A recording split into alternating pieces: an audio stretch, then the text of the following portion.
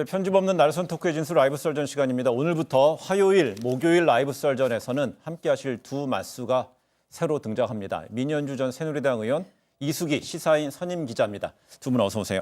안녕하세요. 네, 오늘 썰전에 임하는 그 각오 짧게 한마디씩 해주시면 여기서부터. 예, 맞수라고 하니까 갑자기 싸워야 될 것 같은 그런 생각이 드는데 민주주의의 기본 원칙은 상대 얘기를 듣는 거고 다름을 인정하는 거거든요. 네. 그래서 제가 이제 정치부 기자를 오래 했으니까 시시비비는 따지되 다름에 대해서는 인정하고 그래서 이제 좀 사회적 통합을 이뤄내는 그런 토론이 좀 됐으면 좋겠다는 생각입니다. 예, 민전 의원. 최근에 국민들께서 가장 목말라 하시는 게 상식이 아닌가 싶습니다. 네. 상식이 통용되는 사회가 왜 이렇게 어려울까라는 말씀들을 많이 하시는 것 같아요. 그래서 최소한 우리 라이브 썰전에서만큼은 상식의 잣대로 모든 것을 다 이해할 수 있도록 단단한 상식의 힘을 보여드리도록 하겠습니다. 처음부터 팽팽합니다. 아니 근데 이러다가 재미없겠다고 그러는 거 아니에요? 한번 주제 보시면 또 그러지 않을 것 같아요. 네. 네, 라이브 썰전 지금 바로 시작하겠습니다.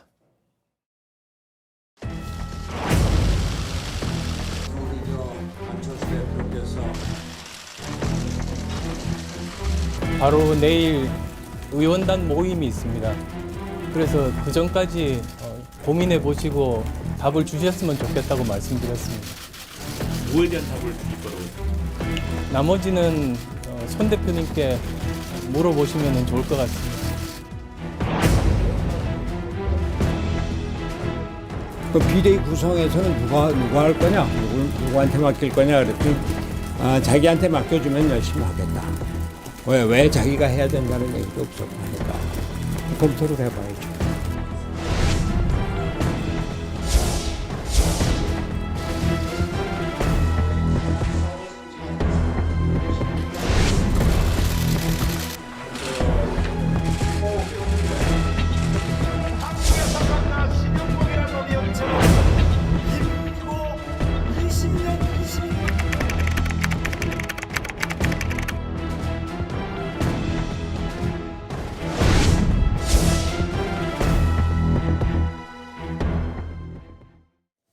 네, 설 연휴 전 귀국한 이 안철수 전 국민의당 대표가 광폭 행보를 이어가고 있습니다. 어제는 이 손학규 바른미래당 대표를 만나서 사실상 이 당권을 넘겨라 이렇게 요구한 데 이어서 오늘은 당 의원들과 지금 오찬을 가졌어요. 당 오찬 시점이 답변의 마지노선인 것 같아요.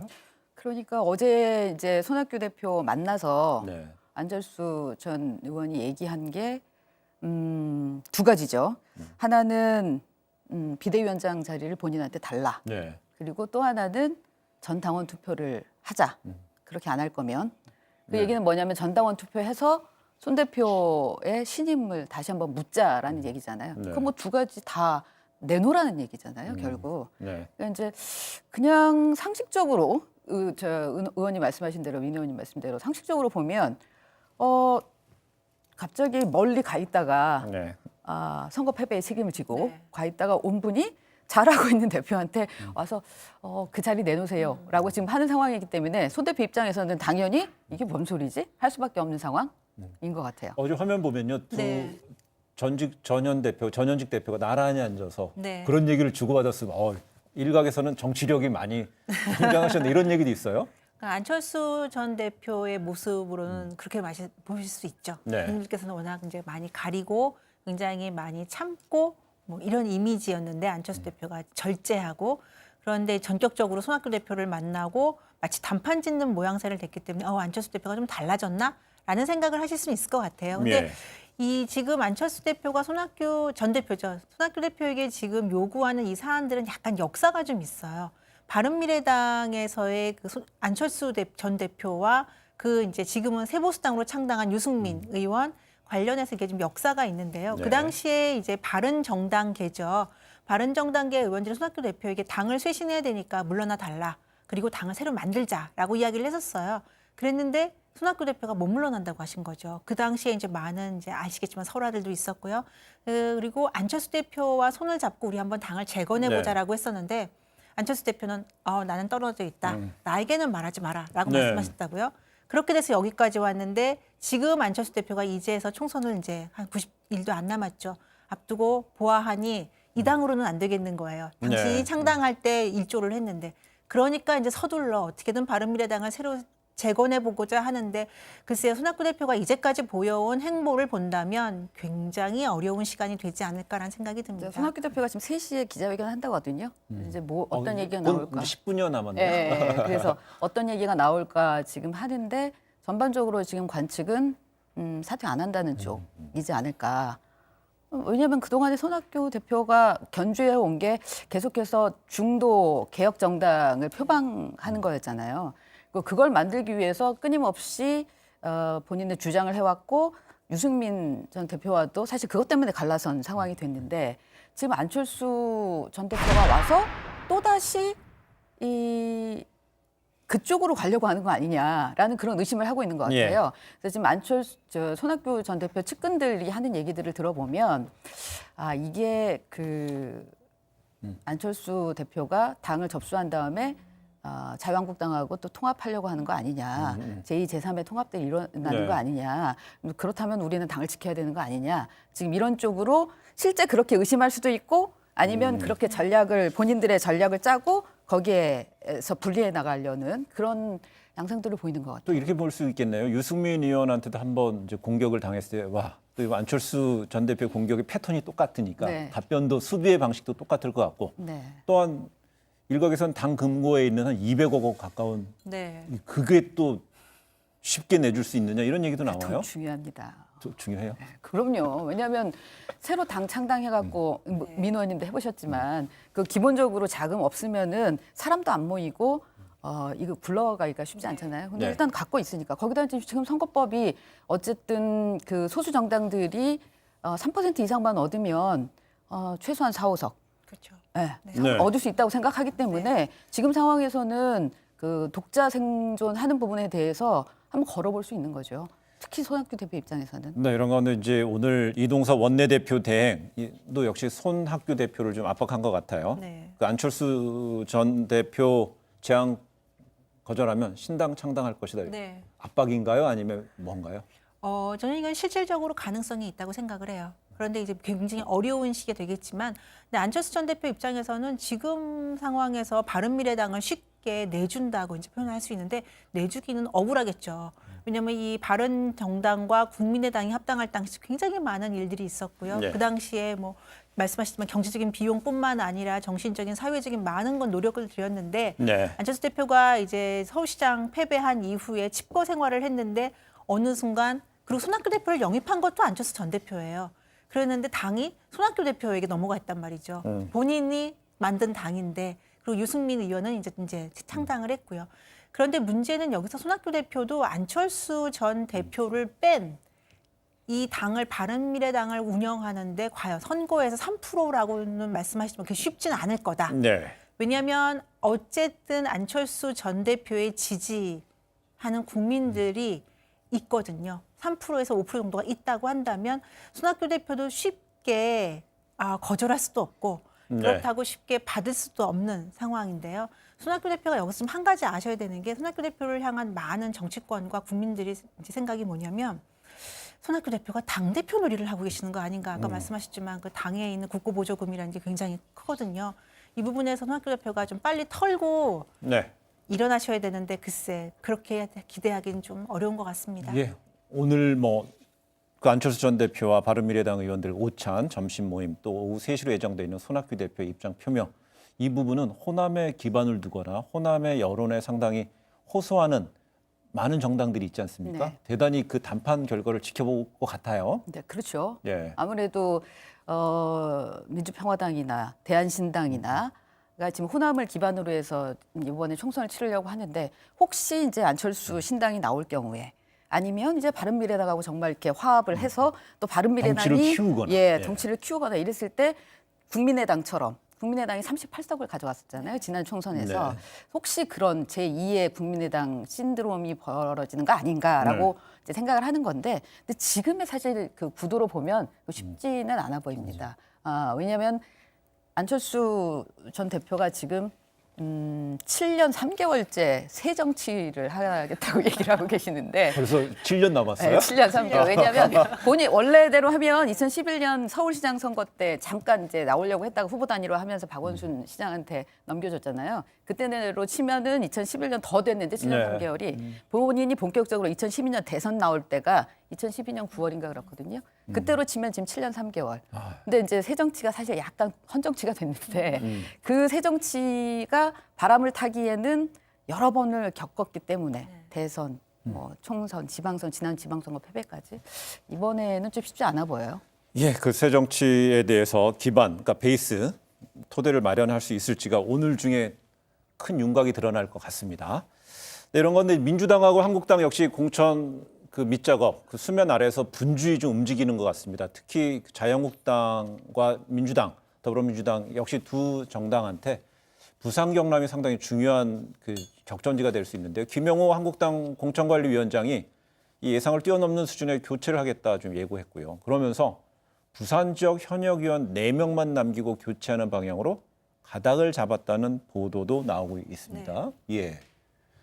저는 김영호 이제 지금 위원장이시죠? 그 의장님이신데 이제 위원장이신데 공관위원장이 지금 부산 내성만 남기고 물갈이하겠다라고 이제 이렇게 전격적으로 말씀을 하셨는데 사실은 김영호 의장의 텃밭이 그러니까 지역구가 부산이었어요. 예. 그렇기 때문에 김영호 의장이 TK보다는 부산을 먼저 겨냥한 발언을 하신 거는 상당히 강한 의지를 보이는 거다. 분명히 네. 공천을 통해서 자유한국당이 새롭게 태어난다는 모습을 국민들께 보이고자 일단은 부산, 당신의 고향을 먼저 건드린 거다라고 생각을 하고요. 김영호 의장님께서, 위원장님께서 분명히 아실 거예요. 이번 공천 잘못되면 자유한국당뿐 아니라 본인의 명예까지도 굉장히 큰 영향, 타격을 받을 것, 상처를 입을 것이다. 물론 정치적으로 욕심이 없으시긴 한다고 말씀하셨지만 어쨌든 정치적으로도 어른 역할을 하시기도 매우 어려워질 수 있다라는 측면에서 저는 일단 김영호 의장님께 일단은 신뢰에 이제 힘을 실어드리고 싶고요.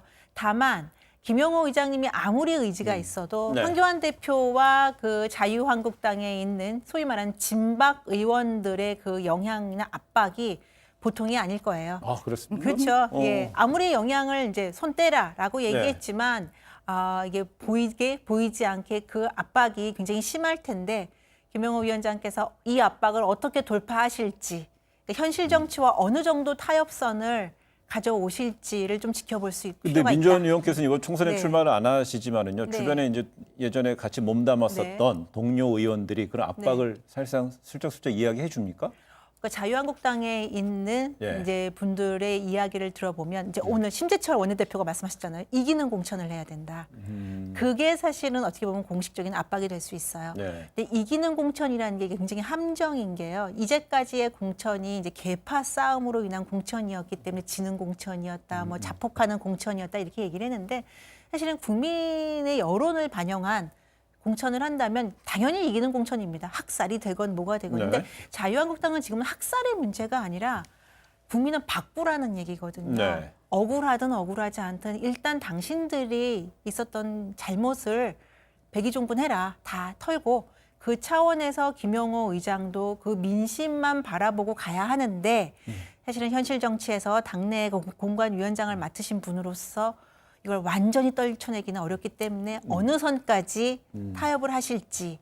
그런데 부산을 일단 물갈이 하겠다고 하신 거 보면 그 의지는 일단은 전 높이 평가합니다. 그 네. 두 가지 측면인데요. 일단 그 TK는 사실 좀 지금 상황에서 그 진박에 그 저항이 훨씬 더 거셀 거기 때문에 조금 아마 뒷전으로 다음 단계로 넘겨놓은 것 같고 네.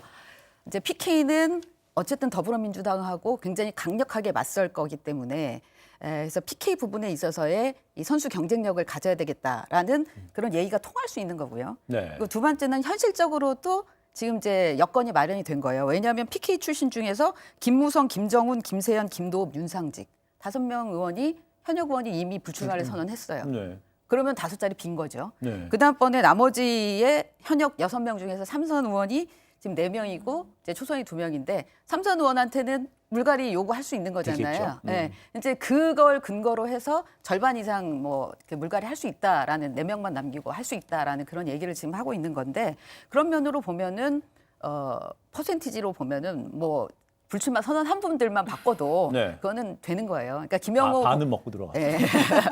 김영호 위원장 입장에서는 일단 여기서부터 성과를 내겠다라는 생각을 하는 거고 또 본인이 잘 알고 있는 지역이고 그렇게 하는 거고요. 아까 말씀하시는 진박 진영의 그 압박에 대해서 오늘 그 압박을 내가 느꼈기 때문에 거기에 대해서 약간 자락을 펼치는 얘기를 했죠.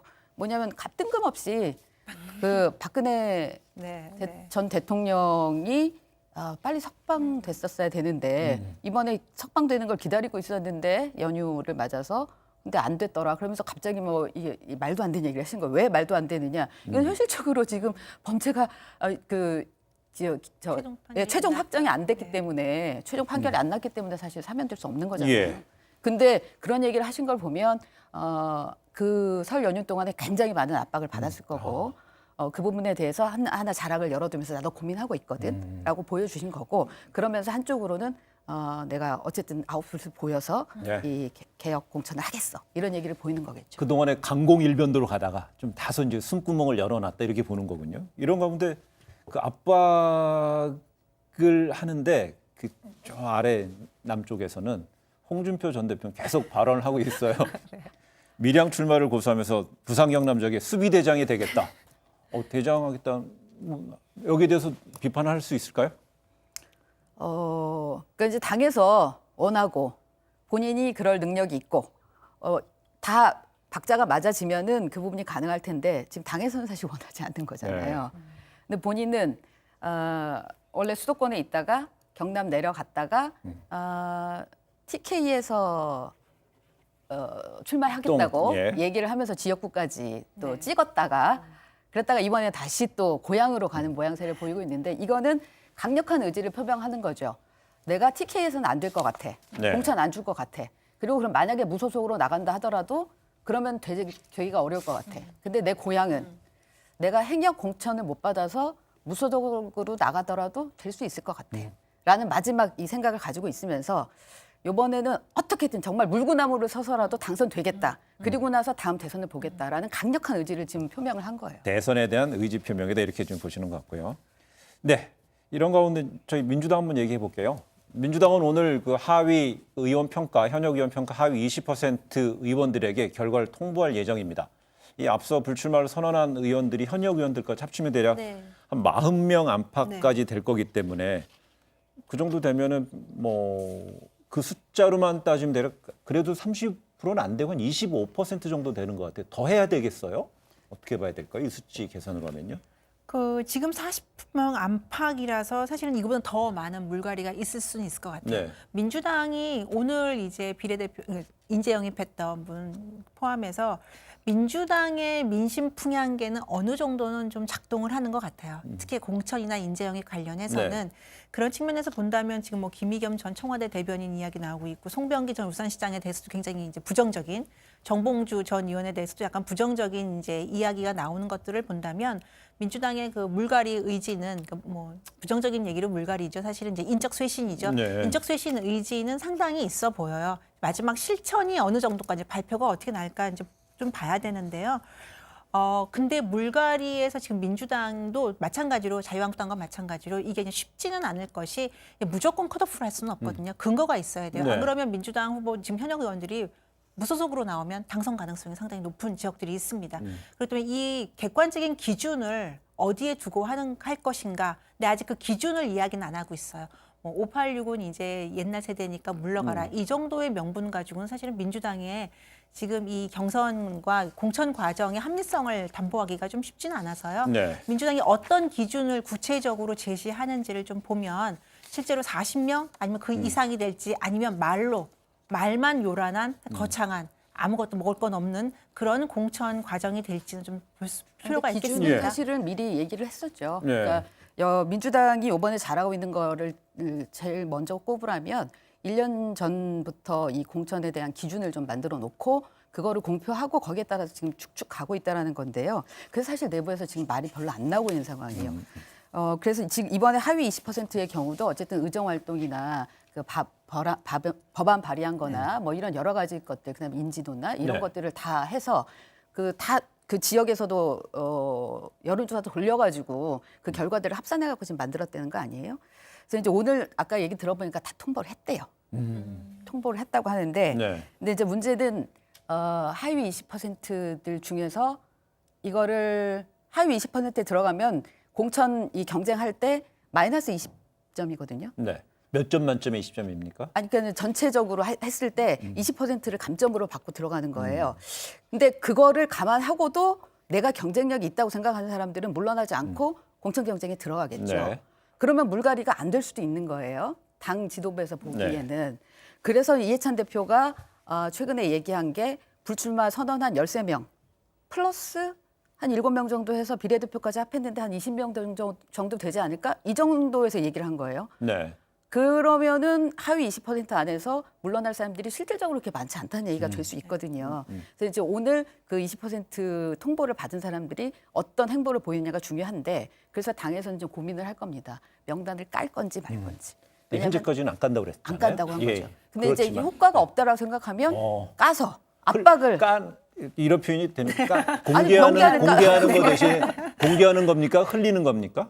그거는 공개하는 방법이 오히려 나을 것 같다는 도리어 생각이 전공법이에요? 들어요. 예, 전공법. 슬쩍 흘려가지고 네, 그럼 이거는- 살생부가 되는 거니까. 그렇죠. 그냥 우리가 평가를 했는데 하위 20%가 이런 사람들이다. 근데 이런 사람들이 그럼에도 불구하고 다른 부분에 있어서 경쟁력이 있어서 당내 뭐 경선 한다고 하면 그건 뭐 받아들일 수 그럴 수밖에 없어요. 그게 원칙이니까 지금 만들어 놓은 원칙이니까 거기서 너 20% 받았으니까 무조건 나가라. 이게 자체가 또 다른 그 하나의 폭력이 될 수 있거든요. 본인들이 받아들이기에는.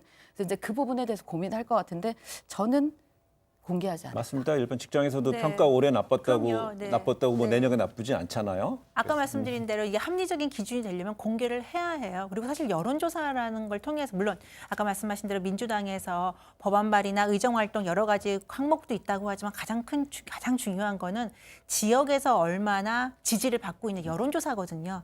근데 뭐 우리가 상식적으로 비상식적으로 그러니까 공식적으로 네. 비공식적으로 알고 있지만 여론조사라는 게 사실 반복해서 평균을 내는 숫자가 또 있고요. 예. 아니면 한 번에 원샷으로 끝나는 여론조사가 있는데 당에서 이 여론조사를 가지고 소위 말해서 미운 오리 새끼 걸러내는 작업을 할 수도 있어요. 그렇기 때문에 민주당에서 그런 비판을 받지 않으려면 공식으로 발표를 할 건데 그랬을 때 현역 의원들이 무소속으로 출마하는 이런 분열 그걸 어떻게 감당해낼 수 있을지 알겠습니다. 그 부분도 한번 짚어볼 필요가 그렇군요. 있습니다. 네. 예, 이런 가운데 이제 민주당이 약간 좀 곤혹스러운 상황이 된 것 같습니다. 2호 인재 영입 인사였던 원종건 씨가 미투 논란에 좀 휩싸였고요.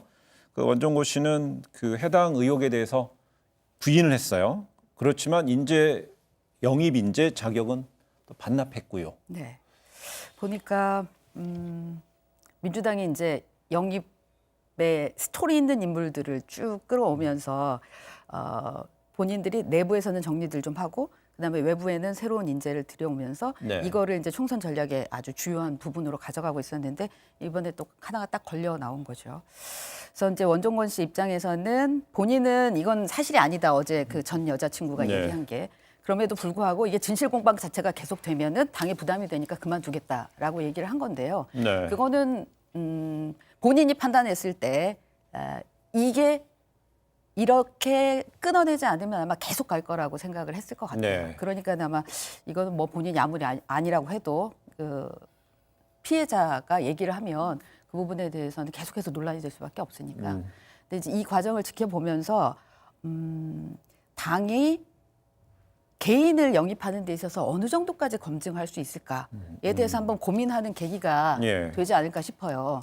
그러니까 지난번에 얘기 들어보니까 왜 추미애 장관 가고 나서 검찰들 뭘 이렇게 조사하라고 인사 앞두고 평판 조사하라고 하면서 경찰한테 맡겼다라는 네. 얘기가 나왔었잖아요. 그러면서 그걸 또 경찰한테 맡겼다고 막 뭐라고 이제 얘기가 나왔는데 국정원의 그 역할들이 없어지면서 확실히 정부가 국정원의 뒷조사를 안 쓰기로 하면서 정부가 쓸 수 있는 그 인사검증의 이 도구들이 확실히 부족하답니다. 그래서 이제 구멍들이 좀 날 수밖에 없는 상황인데 하물며 정부가 그럴진데 당에서 이제 개인들을 영입하는 데 있어서 네. 또 이번에는 또 사적인 부분까지 들어가 있어서 이걸 검증하기가 참 한계가 있을 텐데 이 부분을 앞으로 어떻게 해나느냐가 더불어민주당을 비롯한 모든 당의 과제가 될 것 같아요. 예. 근데 검증이 어렵긴 한 건 맞는데요. 특히나 이제 정부 차원의 부처의 장차관도 아니고요. 인재 영입으로 하는 민간인을 인재 영입하기가 어려운 상황은 맞는데 이 원정권 씨 같은 경우에는 충분히 할 수 있지 않았나라는 생각이 드는 게 본인이 SNS에 나 이 당에서도 받았고 저 당에서도 받았으니데 어느 당 가면 좋을까요라고 네. 글을 올린 게 지금 논란이 또 되고 있어요. 지금 미투 논란 말고도. 그렇다면 당에서 이분을 영입하자고 제안한 분들이 있었을 거고 그럼 그 소위 평판조회죠. 예. 평판조회라는 거에 기본이 SNS인데 이게 안 됐다는 점에서는 민주당이 굉장히 서두른 거 아닌가. 그러니까 뭐 이건 민주당뿐 아니라 자유한국당 다른 당들도 마찬가지인데요. 네. 인재 영입할 때 지금 선거 앞두고 뭔가 빨리 폭발시켜야 되고 빨리 좀 관심을 끌기 위해서 너무 서두르다 보니까 아주 기본적으로 걸러내야 하는 그런 평판조회조차도 안 하고 있는 문제. 우리 정치권이 이거 민주당뿐 아니라 다 같이 좀 자성해야 될 상황이라고 가지만 생각합니다. 예, 예. 네. 근데 그 어쨌든 사실 사적인 부분을 검증한다고 해도 이 부분까지 나왔을까 싶기는 한데요. 앞으로는 뭐 투기, 병역, 표절 이런 거 플러스의 미투 부분이 확실하게 중요한 검증 기준이 될 수밖에 없겠다라는 생각이 들고 이번 논란을 계기로 해서 정봉주 전 의원 같은 경우 참 어려워졌다라는 생각을 이거 원정권 씨 때문에. 예, 그렇죠. 왜냐하면 그 김의겸 전 청와대 대변인 논란 나오면서 그 당시 이제 그 국토부 장관 후보자 최정무 후보자 예. 같은 경우가 같이 날아갔잖아요. 이번의 경우도 원정권 씨가 이렇게 정리가 되면서 아마 그러지 않을까라는 생각이 듭니다. 비행기 타고 어디 간 건 아니죠? 날아간 게 비행기 타고 어디 간 건 아니에요? 그래 지금 보게 되면 직설적인 표현을 쓰니까 네, 그 알겠습니다. 라이브 썰전이지만 그래도 네. 날아간 것보다는 이렇게 또 네. 다른 표현이 네, 좀 더 네. 나을 것 같아서요. 네, 네. 본인이 아, 포기함으로써. 그래서 제가 볼 때는요, 이 국정원의 어떤 정보 사찰은 안 되잖아요. 구악이었고요. 그럼요. 그 구패였는데 악패였는데 그렇지만 주요 1당, 2당 수준이면은요, 네. 그 영입 인사를 받을 때는 각서를 받든가 아니면 저도 꼼꼼한 검증 과정이 필요할 것 같고요. 하지만 이 부분에 있어서는 뭐 사적 영역의 검증 문제에 대한 한계라는 지적도 좀 분명히 있는 것 같습니다. 네, 이러면서 이제 보수통합에는 또 하나의 변수가 생긴 것 같습니다. 김문수 전 경기지사가 한국당이 추진하는 보수통합에 반대하면서 신당 창당을 추진하겠다고 했는데 그 협업의 그 대상을 정광훈 한기총 대표회장 등을 뽑았어요. 왜 웃으세요? 저는 안 웃어요. 네. 아까 이제 김형우 위원장님이 이제 그 압박을 받는 거에 한자를 깔았다고 이제 말씀하시면서 그래서 박근혜 전 대통령에서 사면 이야기를 냈다. 예. 지금 사실은 굉장히 말이 안 되는 이야기인 거 아실 텐데도 불구하고 무리수를 던졌다라고 이제 말씀하셨는데요. 네. 그 압박의 한 사례가 바로 이 김문수 전 지사 같은 경우라고 생각을 해요. 그러니까 아 그래? 진박 날릴 거야? 박근혜 대통령과 지금 이제 이별하는 거야? 이러면 우리 신당 창당할 거야? 라고 지금 압박을 나오는 거죠. 네. 지금 현재 대구 경북의 정서를 본다면 사실 박근혜 전 대통령에 대한 이제 동정 여론이 워낙 이제 강한 건 다 알고 있지 않습니까? 그래서 지금 이제 20대 총선에서 나왔던 진박 의원들이 여전히 버티고 있는 거예요. 불출마 선언을 네. 지금 딱 한 번밖에 안 하셨죠. 대구 경북 의원들이 이렇게 버티고 있는 그 밑자락에는 박 전 대통령에 대한 그 고향의 정서를 지금 깔고 있는데요. 김문수 전 지사도 그와 다르지 않다. 그러니까 이제 홍준표 전 대표도 지금 고향에 출마하겠다. 끝끝내 무소속이라도 나가겠다. 김문수 전 지사도 내가 어떻게 해서든지 TK에 깃발을 꽂겠다라고 하는 거는 네. 이 정서는 쉽게 변하지 않을 거다. 박 전 대통령에 대한 정서는 쉽게 변하지 않을 거다라는 믿음 때문인데요. 저는 이것보다는 이제 이거 지금 표면적으로 나오는 거는 이거지만 사실은 그 더 깊은 김문수 전 지사의 내면 안에는 뭐가 있느냐. 내가 이렇게 버티다 보면 TK에서 몇 석은 우리가 확보할 수 있다. 맞아요. 지분에서 확보할 수 있을 것이다. 특히 정광훈 그 목사님 같이 지금 사회적으로 큰 무리를 일으키고 있는 분의 손까지 잡는다는 거는 내가 박 전 대통령을 이용해서 어떻게 해서든지 TK에 네 사람 몇 사람, 나 포함해서 네 사람 몇 사람 지분 받아서 21대 총선에 꼭 들어가 대선까지 가보겠다라는 네. 지극히 사적인 이해관계가 얽힌 지금 행보 아닌가 싶습니다. 네, 홍준표 전 대표의 경우에는 뭐 결국 총선은 각계 전투로 싸우고 나서 총선 끝나고 나서 해쳐 모여 이렇게 한다는 것 같아요. 이거는 자기 그 합리화하는 그렇죠. 얘기도 돼요. 네, 그럼요. 왜냐하면 본인이 아까 말씀드렸듯이 합리화되는지 질문 드린 거예요. 아니죠. 얘기했듯이 본인이 어떻게든 나가서 이번에는 배지를 달고 그리고 원내에 들어가서 그 다음을 보겠다라고 하고 있는데 그렇게 할 방법 명분과 실리가 있어야 되는데 그 명분을 찾기 위해서 그렇게 얘기를 하는 건데요.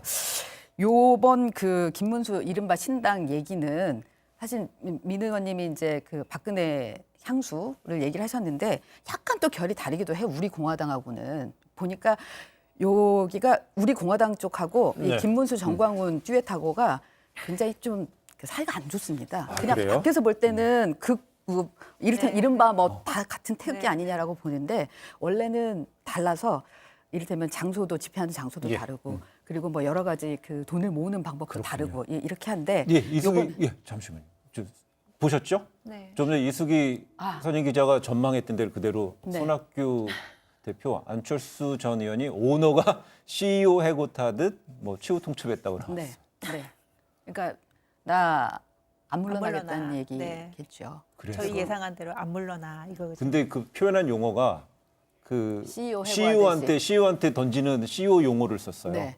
사실 그 안철수 전 대표의 행동이 사실 그랬잖아요. 그러니까 와서 나 맡겨놨듯이, 그러니까 월급 사장한테 맡겨놨듯이 네. 나 이제 잠시 나 오너인데 그 지분 가진 오너인데 나 밖에 나가서 해외 가서 뭐 좀 하고 공부 좀 하고 와서 이제는 월급 사장이었으니까 나가 이제 내가 할게 이런 얘기를 하니까 손 대표 입장에서는 똑같은 그걸로 받아치는 예, 양상이 되는 것 같아요. 결국 이제 안철수 전 대표 신당 창당입니까?